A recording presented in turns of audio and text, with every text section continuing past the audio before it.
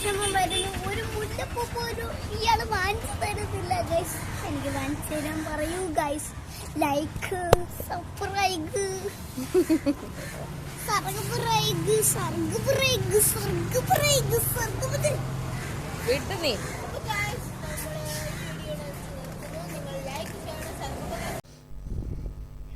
ഉറൂസാണ്. അപ്പോൾ ഇവിടെ എന്ത് വിശേഷം വന്നാലും, കല്യാണം ആയാലും പാലുകാച്ചായാലും മുടിയെടുപ്പായാലും എന്ത് വിശേഷം വന്നാലും പൊറോട്ട മെയിനാണ്. അപ്പം എൻ്റെ കടയുടെ ഫ്രണ്ടിൽ പൊറോട്ട ഇന്ന് ഉച്ച തൊട്ട് പൊറോട്ട അടിക്കുന്നു. അപ്പോൾ വെറുതെ ഒന്ന് കാണിച്ചു തന്നതാണ്.